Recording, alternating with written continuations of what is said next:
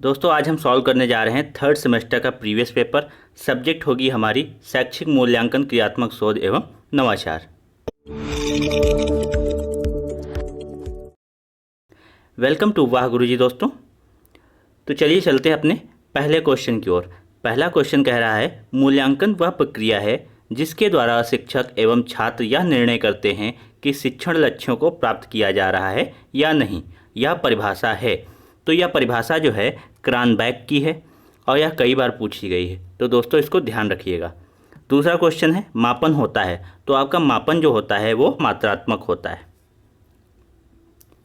फिर तीसरा क्वेश्चन है व्यक्तित्व के सभी पक्षों का मूल्यांकन किया जाता है, तो सतत मूल्यांकन ये लगातार मूल्यांकन होता है। दक्षता आधारित, इसमें दक्षता आधारित मूल्यांकन होता है। तो आंसर आपका होगा व्यापक मूल्यांकन। इसमें क्या होता है, इसमें सभी पक्षों का मूल्यांकन किया जाता है। फिर चौथा क्वेश्चन आता है ज्ञान, बोध व अनुप्रयोग का संबंध मूल्यांकन के किस पक्ष से है। तो इसका आंसर हो जाता है आपका संज्ञानात्मक पक्ष। जो संज्ञानात्मक पक्ष होता है उसमें इसके 6 स्तर दिए जाते हैं। 6 स्तर दिए जाते हैं। तो दोस्तों चलिए हम देख लेते हैं 6 स्तर हमारे क्या होते हैं। इसमें सबसे पहला स्तर जो आता है हमारा वो होता है ज्ञान। ये हमारा निम्न स्तर होता है सबसे। फिर आता है बोध। जब ज्ञान हो जाता है उसके बाद बोध की बात की जाती है। और तीसरा स्तर होता है अनुप्रयोग। फिर होता है विश्लेषण।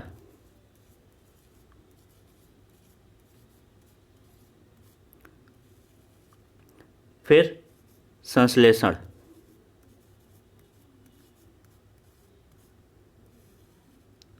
और सबसे अंतिम होता है हमारा मूल्यांकन।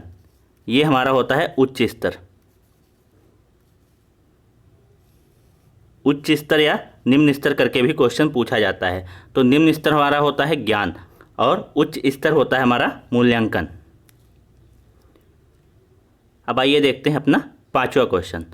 पांचवा क्वेश्चन हमारा सत्र के अंत में किया जाने वाला मूल्यांकन कहलाता है।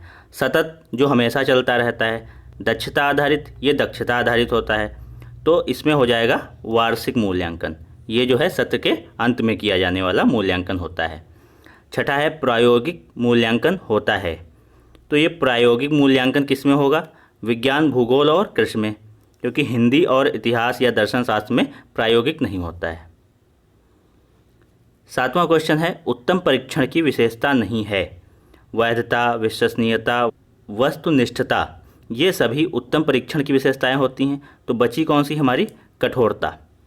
वैधता क्या होती है, जब कोई परीक्षण जिस चीज़ के लिए बनाया जाता है उसके लिए वह वैध होता है तब उसे वैधता कहते हैं। विश्वसनीयता में क्या होता है, मान लीजिए आपका एक परीक्षण हुआ है और वही परीक्षण कुछ दिन बाद किया जाए, अंकों में ज़्यादा डिफरेंस ना दिखे, तो वह विश्वसनीयता होती है। फिर वस्तुनिष्ठता आती है।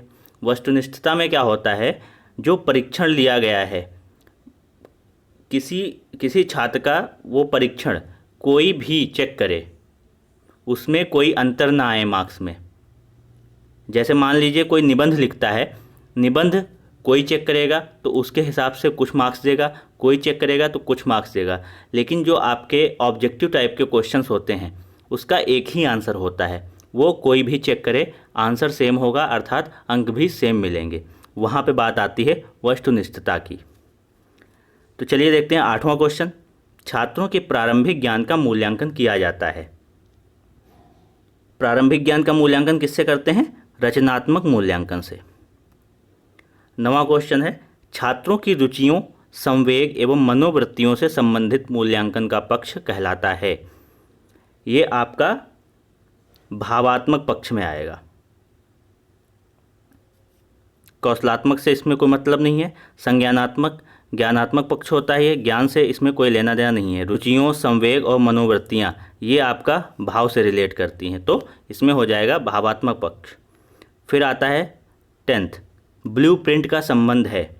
ब्लूप्रिंट क्या होता है, ये जब प्रश्न पत्र बनाते हैं तो उसकी एक आधारशिला मानी जाती है। पहले एक फॉर्मेट बनाते हैं, उसी को हम ब्लूप्रिंट कहते हैं। तो इसका संबंध किससे हो जाएगा, प्रश्न निर्माण से हो जाएगा। ब्लूप्रिंट कई बार पूछा गया है लगभग जो है सभी एग्जाम्स में इससे एक क्वेश्चन जरूर रहता है, चाहे बहुविकल्पी में रहे, चाहे लघुत्तरी में रहे या अति लघुत्तरी में। 11वां क्वेश्चन है, छात्रों की त्रुटियों का ज्ञान होने पर उन्हें दूर करने के लिए किया जाने वाला शिक्षण कहलाता है। देखिए यहाँ पर त्रुटियों का ज्ञान हो चुका है।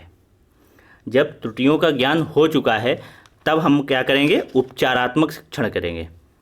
अगर जो ज्ञान नहीं होता तब हम क्या करते, निदानात्मक शिक्षण करते। अगर त्रुटियों का ज्ञान हो चुका है तब हम क्या करेंगे, उपचारात्मक शिक्षण करेंगे। निदान के बाद में ही उपचार आता है। निदान को कैसे समझेंगे, आप ये मान लीजिए जैसे हॉस्पिटल में जो चेकअप होते हैं, चेकअप हो गया आपके निदान। जब आपको डॉक्टर दवाई देता है वो हो गया उपचार, तो निदान के बाद ही उपचार आता है। फिर है 12वां, बचाव निदान का उच्चतम स्तर है, यह किसने कहा था। तो यह कथन है आपका रॉस का। किसका है, रॉस का। अगला क्वेश्चन है, शैक्षिक क्षेत्र में क्रियात्मक अनुसंधान का प्रयोग किया था।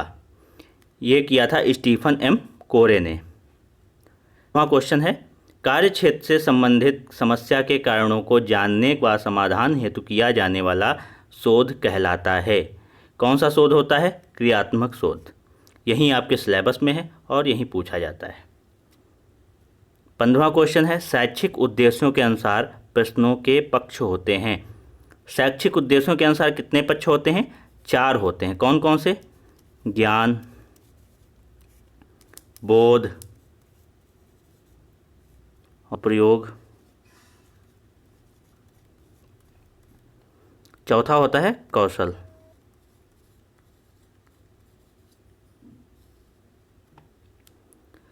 अब आते हैं अतिलघु उत्तरीय पे। 16वां क्वेश्चन क्या कह रहा है, मूल्यांकन को परिभाषित कीजिए। तो मूल्यांकन की आपको परिभाषा आती है।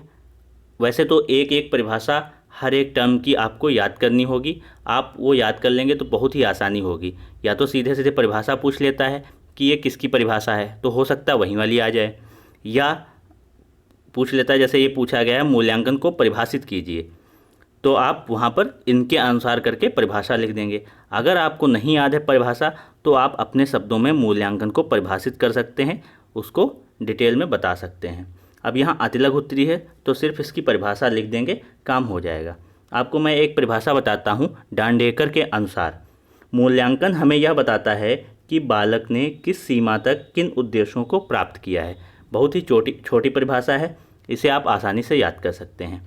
आपको ये सब हमारे हैंड रिटन नोट्स में मिल जाएगा। इसके लिए आपको लिंक डिस्क्रिप्शन में मिल जाएगी, वहाँ पर जाकर आपको टेलीग्राम चैनल ज्वाइन करना होगा, जहाँ पर आपको अच्छे अच्छे प्रश्न, क्विज और बहुत कुछ मिलता रहेगा। तो चलिए देखते हैं दूसरा 17वां क्वेश्चन, शैक्षिक मापन का क्या अर्थ है। शैक्षिक मापन की भी परिभाषा आप याद कर लीजिए। जेसी ननले के अनुसार क्या होती है, वस्तुओं के लिए संख्या देने के नियमों को मापन कहते हैं, जिसके द्वारा वस्तुओं की विशेषताओं का परिणाम निर्धारित होता है। यह आपकी शैक्षिक मापन की परिभाषा है, इसे आप सीधे लिख देंगे, आपका ये क्वेश्चन सॉल्व हो जाएगा। फिर आते हैं 18वें पे, परीक्षण से आप क्या समझते हैं।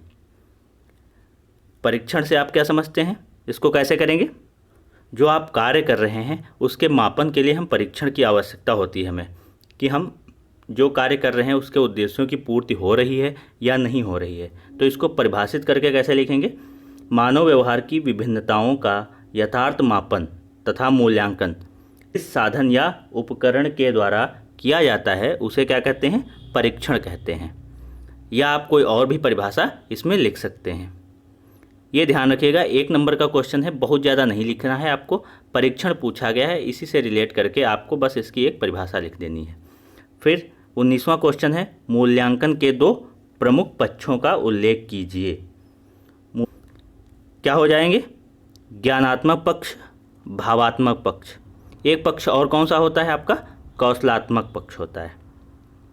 ठीक है, तो फिर 20वां क्वेश्चन आता है, व्यापक मूल्यांकन की आवश्यकता क्यों है। व्यापक मूल्यांकन की आवश्यकता क्यों है, क्या हम बच्चों को सिर्फ किताबों तक सीमित रख सकते हैं, जो हमने किताबों में सिखा दिया, हमने पढ़ा दिया, बस उतना ही उनको नॉलेज होना चाहिए। व्यापक मूल्यांकन हमें क्या दिखाता है, हमें वो बताता है बच्चों का चहुमुखी विकास होना चाहिए, केवल किताबों तक ही सीमित ना रहे बच्चा, वहीं हमें व्यापक मूल्यांकन में ले जाता है। तो इसमें 2-4 आवश्यकताएं आप लिख दीजिएगा पॉइंट वाइज, इतना काफ़ी है 1 नंबर में। फिर आता है मूल्यांकन के 2 प्रमुख प्रकार बताइए। तो 2 प्रमुख प्रकार कौन से हैं? एक रचनात्मक या संरचनात्मक, दूसरा कौन सा होता है? योगात्मक। ये हो जाएंगे आपके मूल्यांकन के प्रकार। 22वां क्वेश्चन है, अच्छे परीक्षण में वैधता का क्या अभिप्राय है? तो वैधता भी मैंने आपको बताया था, वहीं इसमें लिख दीजिएगा। अगर कोई परिभाषा आती है वैधता की तो वो लिख दीजिएगा। 23वां क्वेश्चन क्या है आपका? प्रश्न करने का मुख्य उद्देश्य क्या है? प्रश्न करने से बच्चे का आकलन होता है और उसके जो हमारे जो उद्देश्य होते हैं वो कहाँ तक पूर्ण हो रहे हैं ये पता चलता है। जैसे हमारा परीक्षण है वैसे ही प्रश्न करने का जो उद्देश्य होते हैं यही होते हैं कि हम उसके बच्चे के बारे में जान सकें, उसका पूर्व ज्ञान का पता लगा सकें, जिससे हम पूर्व ज्ञान से रिलेट करके उसको आगे की चीज़ें बता सकें। फिर अच्छे प्रश्नों की 2 प्रमुख विशेषताएं बताइए। तो अच्छे प्रश्न कौन से होंगे? सबसे पहली बात तो है वो स्तरीय होने चाहिए।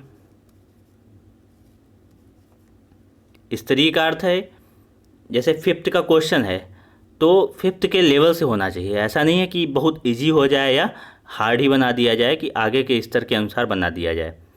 तो स्तरीय होना चाहिए। दूसरी विशेषता की बात करें तो क्या होना चाहिए? उसकी भाषा जो है, भाषा स्पष्ट होनी चाहिए कि बच्चों को समझ में आ जाए। ऐसे ही ना हो कि 2 रूप उसके निकल रहे हों, कोई पढ़े तो कुछ समझ में आए, कोई पढ़े तो कुछ समझ में आए। उसकी भाषा स्पष्ट होनी चाहिए। फिर 25वां क्वेश्चन है, शैक्षिक उद्देश्यों के अनुसार प्रश्नों के 2 प्रमुख प्रकार बताइए। कौन कौन से प्रकार होते हैं शैक्षिक उद्देश्यों के अनुसार? एक लिख देंगे आप निबंधात्मक, दूसरा लिख देंगे वस्तुनिष्ठ, और कौन सा होता है? लघु उत्तरीय। ठीक है। फिर 26वां क्वेश्चन आता है, क्रियात्मक शोध को परिभाषित कीजिए। तो आपको इसकी एक परिभाषा याद करनी है। बहुत अधिक पूछा जाता है क्रियात्मक शोध, इससे कुछ ना कुछ आपको पेपर में 2 से 3 प्रश्न मिलने की संभावना रहती है। तो यहाँ पर हम एक परिभाषा आपको बता रहे हैं। क्रियात्मक अनुसंधान का उद्देश्य सैद्धांतिक ज्ञान के आधार पर व्यवहारिक समस्याओं का समाधान करना है। क्या है? जो सैद्धांतिक ज्ञान है उसके आधार पर हमारे जो व्यवहारिक समस्याएं आती हैं उनका जो है समाधान कर देना है। यही हमारा क्रियात्मक शोध होता है। फिर बात आती है 27वें क्वेश्चन की। क्या कह रहा है? शिक्षा के क्षेत्र में क्रियात्मक शोध की क्या आवश्यकता है? क्या आवश्यकता लगती है आपको शिक्षा के क्षेत्र में? कि बच्चों को जो समस्याएं आ रही हैं या कोई स्कूल से रिलेटेड समस्या है उसको सॉल्व करने के लिए हमें क्रियात्मक शोध की आवश्यकता पड़ती है। जो भी व्यवहारिक समस्याएं होती हैं हमारी आसपास, स्कूल से रिलेट करके, बच्चे से रिलेट करके, स्टाफ से रिलेट करके, उसके लिए हमें क्रियात्मक शोध की आवश्यकता होती है। फिर 28वां क्वेश्चन है आपका, क्रियात्मक शोध के 2 प्रमुख उपकरणों का उल्लेख कीजिए। क्रियात्मक, देखिए ये दूसरा भी क्वेश्चन क्रियात्मक शोध से आ गया आपका। बहुत ही इंपॉर्टेंट चैप्टर है क्रियात्मक शोध आपका, इससे कई क्वेश्चन बनते हैं। तो इसमें क्या कहेंगे? 2 उपकरण कौन कौन से हो सकते हैं? एक आप लिख लीजिए साक्षात्कार कर लीजिए, और दूसरा अवलोकन।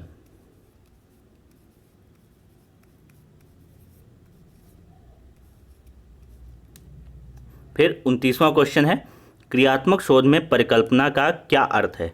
परिकल्पना क्या होती है? जिन क्रियाओं या विधियों से जो है हम इस समस्या को समाप्त करने वाले होते हैं, कुछ पहले से परिकल्पनाएं बनानी पड़ती हैं कि किस किस हिसाब से हम इसको सॉल्व करेंगे। क्रियात्मक शोध के अंतर्गत जो समस्या है हमें उसको कैसे सॉल्व करेंगे। तो वहीं जो क्रियाएं और विधियां होती हैं उन्हीं को हम परिकल्पना कहते हैं। फिर शिक्षा में नवाचार से क्या अभिप्राय है? शिक्षा में नवाचार, कुछ नया, इनोवेशन। तो कुछ ऐसा लाया जाए शिक्षा में जिससे हम उसको और अधिक प्रभावी बना सकें, दिन पर दिन उसे अच्छे एक स्तर ऊपर ले जा सकें। वहीं होता है शिक्षा में नवाचार, जैसे टीएलएम के माध्यम से या कुछ और इंटरेस्टिंग करके, जिससे बच्चों का ध्यान आकर्षित कर सके और उन्हें बहुत ही आसानी से हम कुछ समझा सकें। वहीं होता है शिक्षा में नवाचार, कुछ भी नया लाना शिक्षा में नवाचार कहलाता है। फिर लघु उत्तरी की बात करते हैं।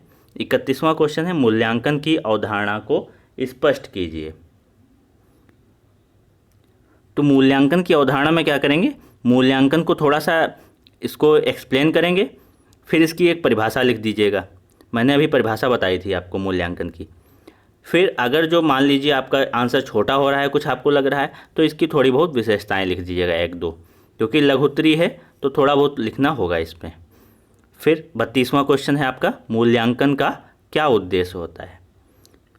मूल्यांकन से जो है, जो हमारे उद्देश्य हैं शिक्षा के, उनको हमको पता चलता है कि किस स्तर तक हम उद्देश्यों को पूरा करने में सफल रहे हैं। व्यक्तिगत भिन्नता की जानकारी होती है कि किस बच्चे को किस चीज़ की आवश्यकता है। पाठ्यक्रम में सुधार हो सकता है कि कहाँ पे कमी आ रही है पाठ्यक्रम में, जो हम सुधार सकते हैं। और क्या होता है, समय सारणी में सुधार लाया जा सकता है कि किस समय जो समय सारणी है हमारी सही वर्क कर रही है या नहीं कर रही है, कुछ इसमें सुधार की आवश्यकता है। ये सब हमें किससे पता चलता है, मूल्यांकन से पता चलता है। परीक्षा प्रणाली हो गई, और निर्देशन में सहायता मिलती है। यही सब इसके मूल्यांकन के उद्देश्य हो जाएंगे। इसको आप हेडिंग डालकर लिख सकते हैं या पॉइंट वाइज लिख सकते हैं। फिर 33वां क्वेश्चन आता है, मापन एवं मूल्यांकन में अंतर स्पष्ट कीजिए। तो मापन और मूल्यांकन में अंतर लिखना है आपको, तो आप कॉलम बना सकते हैं, फिर अंतर लिख सकते हैं, या आप सीधे सीधे हेडिंग डाल दीजिए मापन एवं मूल्यांकन में अंतर, और पॉइंट वाइज करके लिख दीजिए साथ में। मापन में क्या होता है, इसमें होता है इसके द्वारा कितने उद्देश्य प्राप्त हुए हैं, इसकी जानकारी होती है। और मूल्यांकन में क्या होता है, इसके द्वारा उद्देश्यों की पूर्ति किस सीमा तक हुई है यह ज्ञात होता है हमें। मापन के द्वारा सार्थक भविष्यवाणी संभव नहीं होती है, लेकिन मूल्यांकन के परिणामों के आधार पर छात्र के संबंध में पूर्ण सार्थकता के साथ भविष्यवाणी की जा सकती है। और मापन मूल्यांकन का जो होता है सूक्ष्म रूप होता है, लेकिन मूल्यांकन क्या होता है, इसका क्षेत्र व्यापक होता है। इसके अंतर्गत आंकलन और मापन दोनों समाहित होते हैं। मापन में केवल सूचनाओं का संग्रहण किया जाता है मापन के द्वारा, और मूल्यांकन क्या होता है, क्रमबद्ध सूचनाओं का संग्रहण होता है, जिसके द्वारा निर्णय लिए जाते हैं क्या करना है क्या नहीं करना है। इतने आप लिख देंगे काफ़ी होगा, 4 से 5 अंतर लिख देंगे बहुत होगा। फिर बात आती है 34वें क्वेश्चन की, मूल्यांकन के प्रमुख पक्ष कौन कौन से हैं। तो मूल्यांकन के पक्ष कौन कौन से होते हैं, एक ज्ञानात्मक, फिर भावात्मक और कौशलात्मक।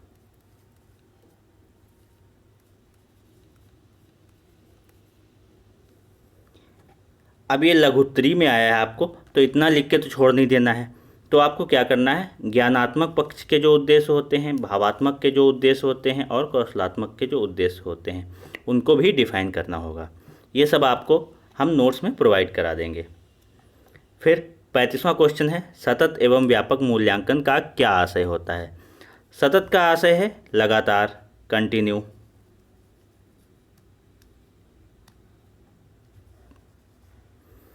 व्यापक क्या होता है कि हर क्षेत्र में मूल्यांकन होना। अर्थ तो इस प्रकार से आप इसको लिख लेंगे। इसकी परिभाषा भी आपको अगर याद हो तो उसे भी इसमें इंक्लूड कर सकते हैं। 36वां क्वेश्चन है, उत्तम परीक्षण की प्रमुख विशेषताएं बताइए। उत्तम परीक्षण की विशेषताएं कौन कौन सी होती हैं, मैंने भी बताया था, वैधता, वस्तुनिष्ठता, विश्वसनीयता, ये सब क्या हैं, उत्तम परीक्षण की प्रमुख विशेषताएं होती हैं। तो इन्हीं को आप हेडिंग डाल करके एक्सप्लेन कर दीजिएगा या पॉइंट वाइज में लिख दीजिएगा। फिर 37वां आता है, उपचारात्मक शिक्षण से आप क्या समझते हैं। ये आपकी होती है रेमेडियल टीचिंग। पहले हमें समस्या पता लगानी होती है, फिर उसका निदान करना होता है, फिर उपचार होता है। वहीं हो जाता है उपचारात्मक शिक्षण। फिर 38वां है क्रियात्मक शोध का अर्थ स्पष्ट करते हुए उसका महत्व बताइए। मैंने आपको क्रियात्मक शोध का अर्थ बता दिया है परिभाषा सहित, तो वहीं परिभाषा इसमें लिख देनी है और कुछ अपनी तरफ से एक्सप्लेन कर देना है किसको, क्रियात्मक शोध को। फिर उसके महत्व क्या हैं, जो हमारी समस्याएं होती हैं व्यवहारिक जीवन की, उनको सॉल्व करने में हेल्प होती है। ऐसे ही आप 1-2 समस्या और बता देंगे उसमें और इसको लिख देंगे। फिर है 39वां क्वेश्चन, क्रियात्मक शोध के चरणों का उल्लेख कीजिए। ये देखिए कितने क्रियात्मक शोध से क्वेश्चन पूछे गए हैं, बहुत ही इंपॉर्टेंट टॉपिक है आपके लिए, इसको ज़रूर आप ध्यान से देख लीजिएगा। तो क्या होते हैं चरण, सबसे पहला चरण होता है समस्या का पहचान करना। समस्या की जो पहचान कर लिए, फिर क्या होता है उसका निर्धारण कर लिए। इसके बाद आता है कारण, इसी तरह से आपका बढ़ता जाता है।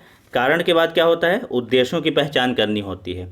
जब हम उद्देश्यों की पहचान कर लेते हैं फिर हम परिकल्पना करते हैं कि कौन सी विधि और कौन सी तरीके से हम इसको सॉल्व करेंगे। उसके लिए हम कार्य योजना का निर्माण करते हैं और जब कार्य योजना का निर्माण हो जाता है तो उसका क्रियान्वयन करना होता है, उसको लागू करना होता है। अब हमको इसको करना है, कैसे हम इस पर शोध करेंगे कि हम इस समस्या को सॉल्व कर सकें। जब हम क्रियान्वयन कर लेते हैं उसके बाद आंकड़ों का हम विश्लेषण करते हैं। जब आंकड़ों का विश्लेषण करेंगे उसके बाद हम एक परिणाम की ओर पहुंचते हैं। जब हमें अंतिम परिणाम मिल जाता है तब हम उसका प्रतिवेदन कर देते हैं। तो इस प्रकार से ये इसके क्रमबद्ध चरण होते हैं, किसके, आपके क्रियात्मक शोध के। तो यहीं आप चरण लिख दीजिएगा सभी, इसको ज़्यादा एक्सप्लेन करने की आवश्यकता नहीं होगी। 40वां क्वेश्चन है शिक्षा में नवाचार की आवश्यकता क्यों है। ये आप लोगों से बेहतर कौन जान सकता है, इसे आप अपने शब्दों में अच्छे से जो है एक्सप्लेन करके लिख सकते हैं। तो दोस्तों उम्मीद करते हैं आपको ये वीडियो पसंद आई होगी, तो इसको लाइक कीजिए, शेयर कीजिए और हमारे चैनल को सब्सक्राइब कीजिए। और आपको हैंड रिटन नोट्स नीचे दिए गए लिंक से मिल जाएगा, आपको टेलीग्राम चैनल ज्वाइन करना होगा। Thank you.